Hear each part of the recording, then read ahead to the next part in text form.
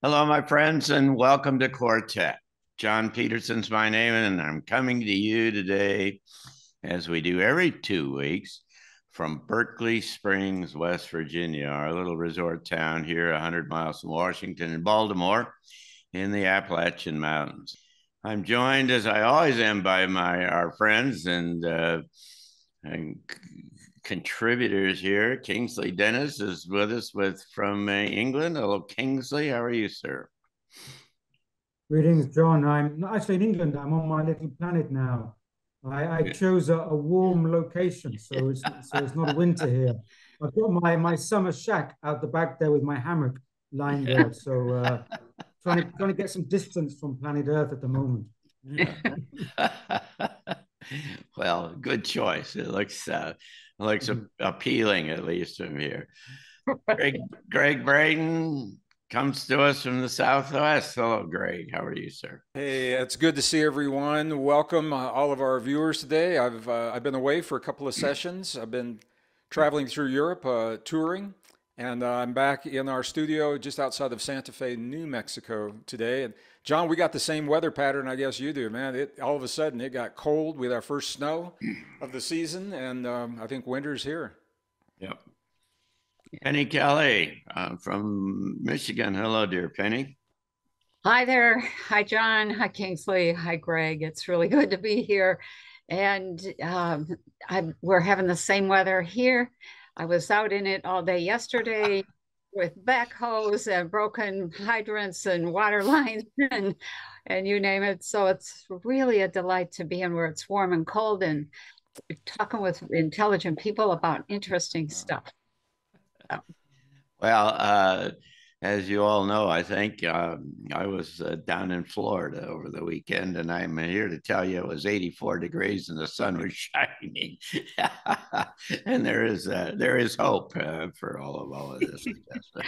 Let's move on to our topic of the day. We have kind of alluded to this and brought up the whole issue about Martin Armstrong and his computer program that has never been wrong in 40 years. And it's based upon these kind of cyclical, oscillatory characteristics of everything in life. And he has isolated down about 72 of these and put them together into a computer program he calls Socrates, which is an AI program. He says a literal AI program, as it learns on its own and it generates 1,500 reports in English. It writes them in English and every day, and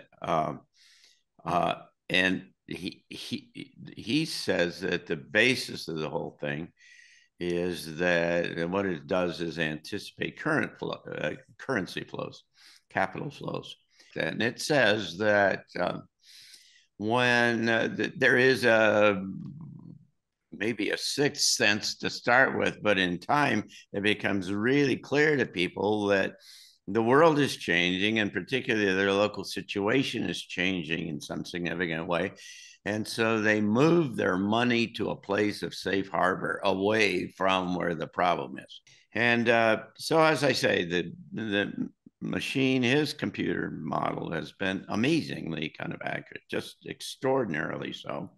And so it's always interesting for me to go down to Florida to Orlando and spend 3 days with Martin Armstrong to hear his updated version of how he's thinking and where he thinks the world is going. And this week, and it was just this last weekend, this weekend was really kind of galvanizing because he has introduced a number of these themes in the past because they've been showing up for years in the computer model. But in the past, they have been, abstract. They've been theoretical, kind of. You look at them and say, yeah, I understand how that works, but, it's 10 years from now and the world will change and I don't know how that.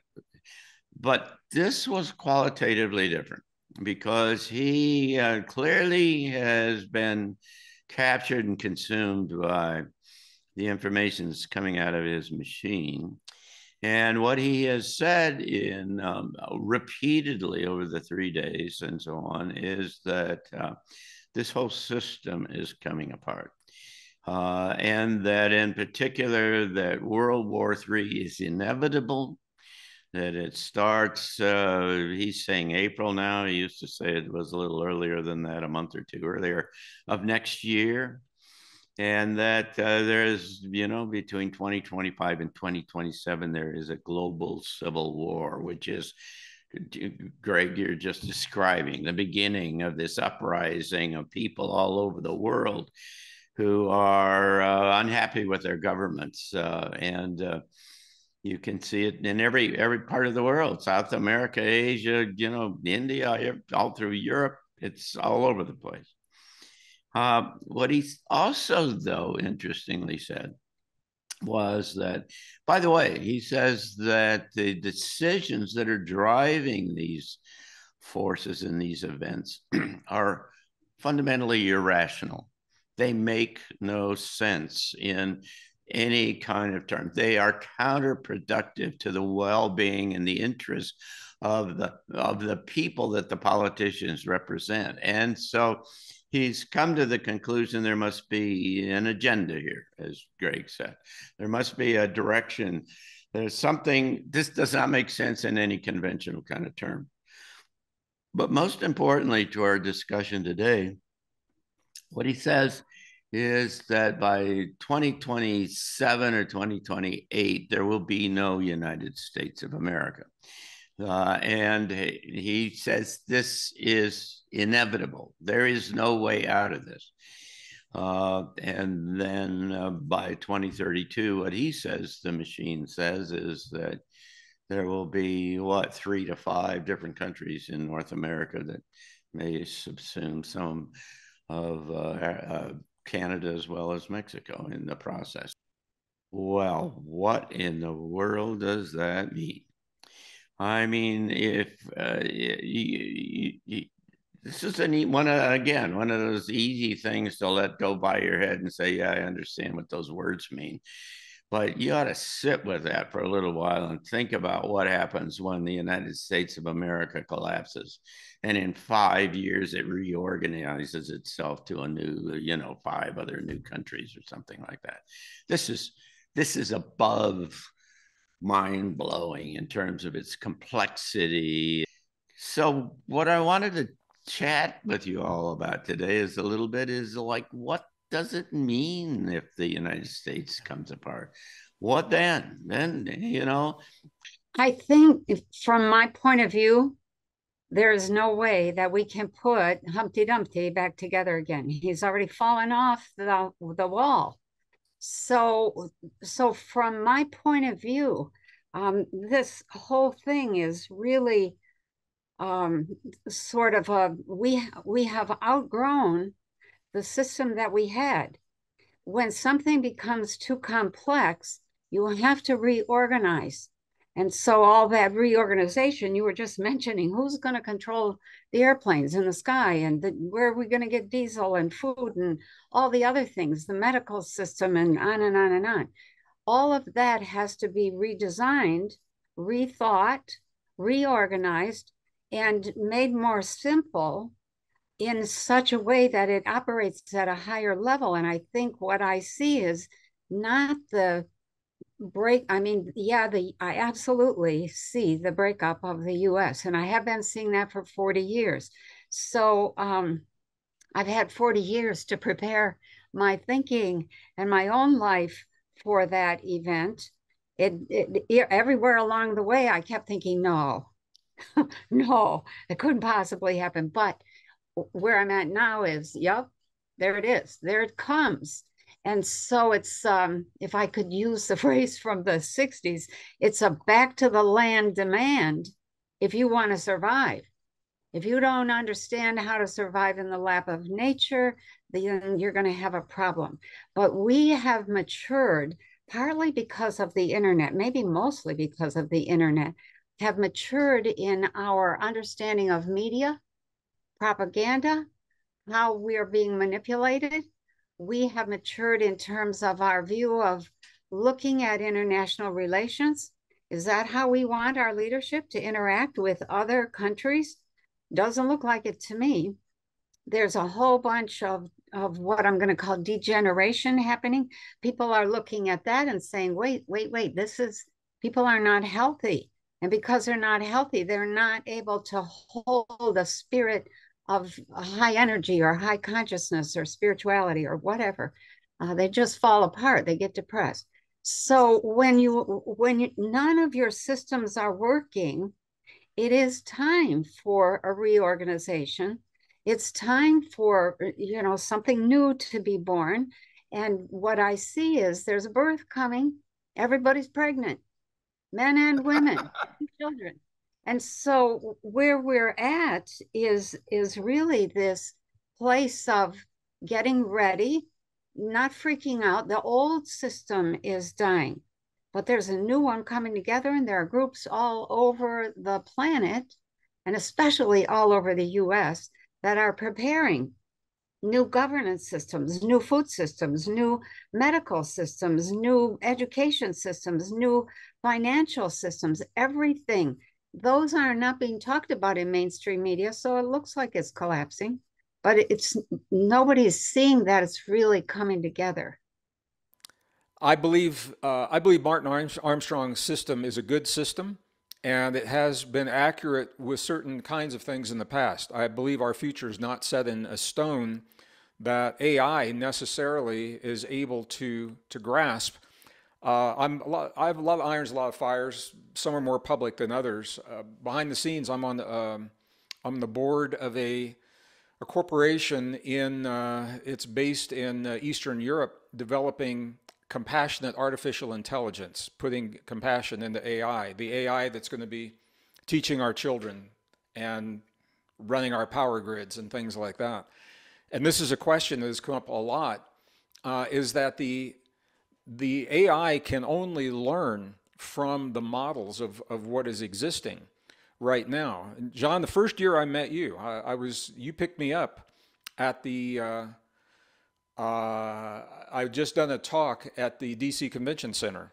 And during that talk, there was somebody from the Beltway that came up and asked me a question during the break and said, Greg, there was a time that we being the powers that be, we thought we knew what was going on. And he said, it looks to us like something has gone horribly awry.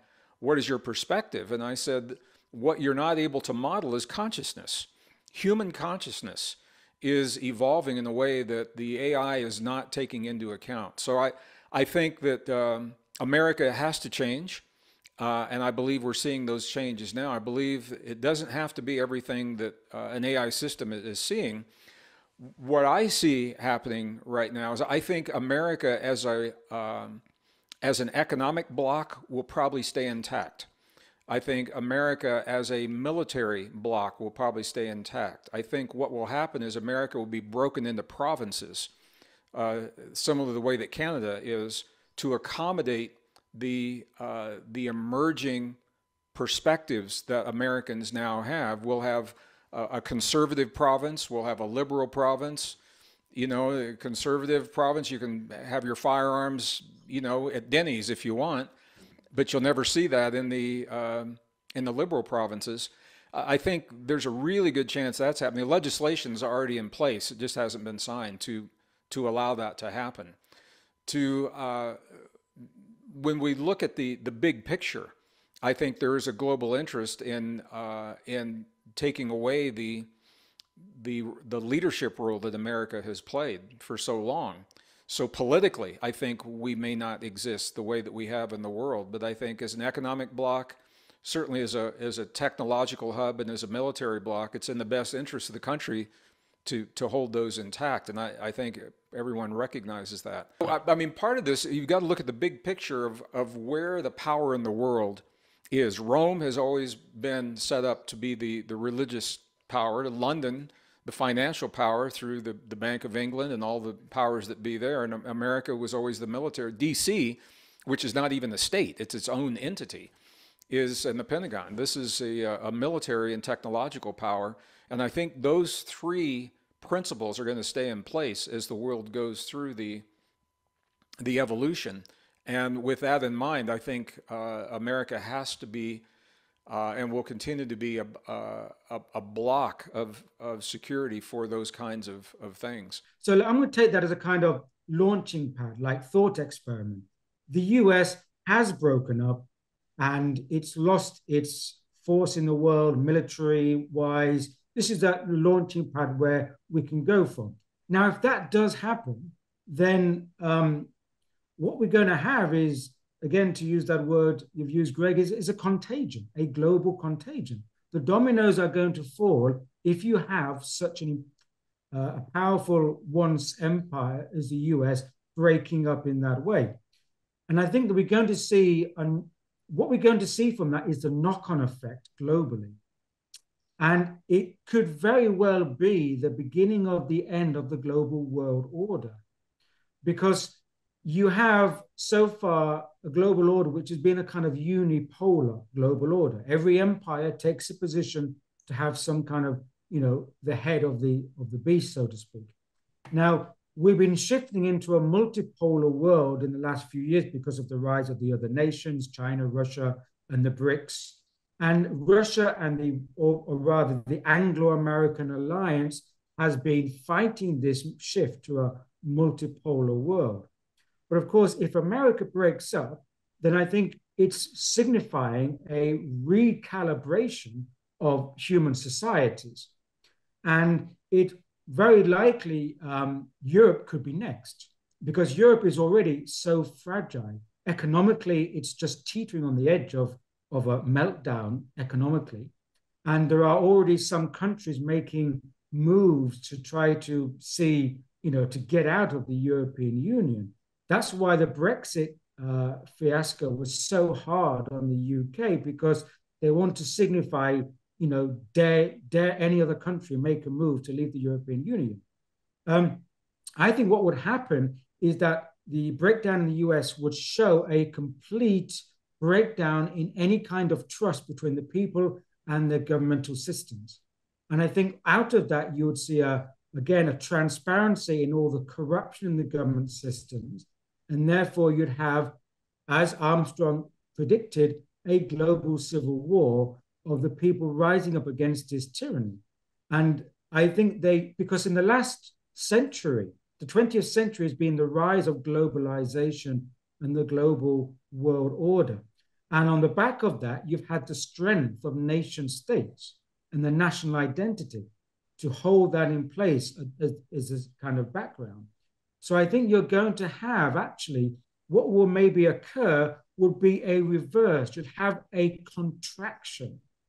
And because of this breakdown, you have this contraction inwardly.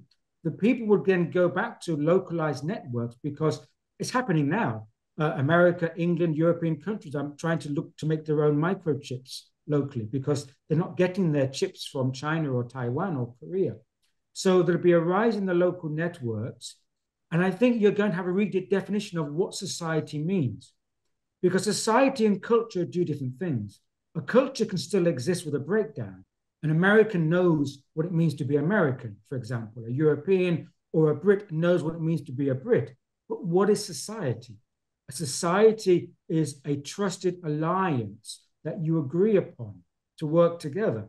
So in that sense, I think you're going to have a recalibration of society within these nation states. And I think it would lead to what I would call the inward gaze. Instead of people being concerned about international relations, what's happening internationally, the concern will be turned inward, and you're more concerned what's happening in your neighborhood, what's happening down the street, because that's your priority. So international relations would be devastated by this, because the people would want to, get on with their localized living and survival. And so, supply chains broken down, international relations will have to be recalibrated, and you'll be a contraction.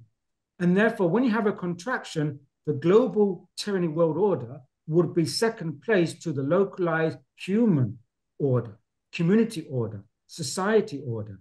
Greg, you said that you thought that the financial system and maybe the military system would stay intact. What I see is that there's really not enough people to keep all of that going. There's a huge loss of people that continues on. And so I'm wondering, have we taken that into account in thinking about what can we maintain?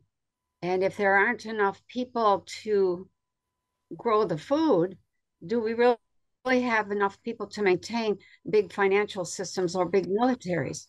Yeah, it's a good point, Penny. And this is, if we had longer, I was actually going to get to that if we'd continued.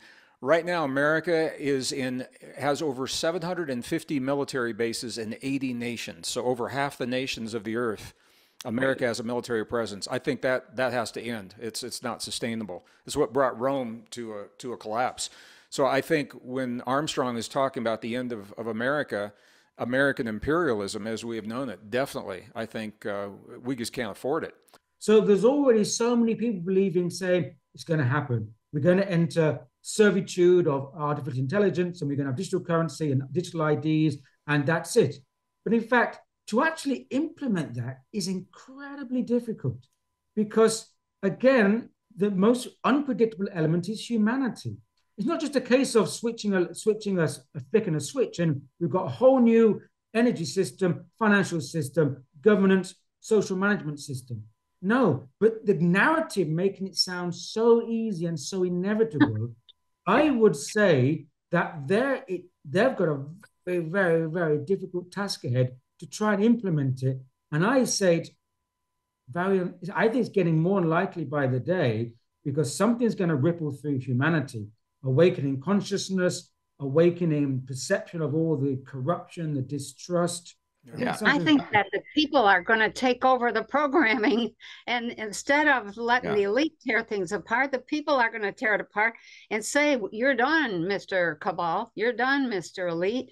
That whole system of values and ethics that allowed economics to have 6 guys on the planet own all the money and stick it in an account and there's 6 billion people starving to death, that doesn't work. But this is why it's so important to have parallel systems in place. Whatever the new financial system is, and I don't know what it will be, I do know it will have to be based on blockchain technology.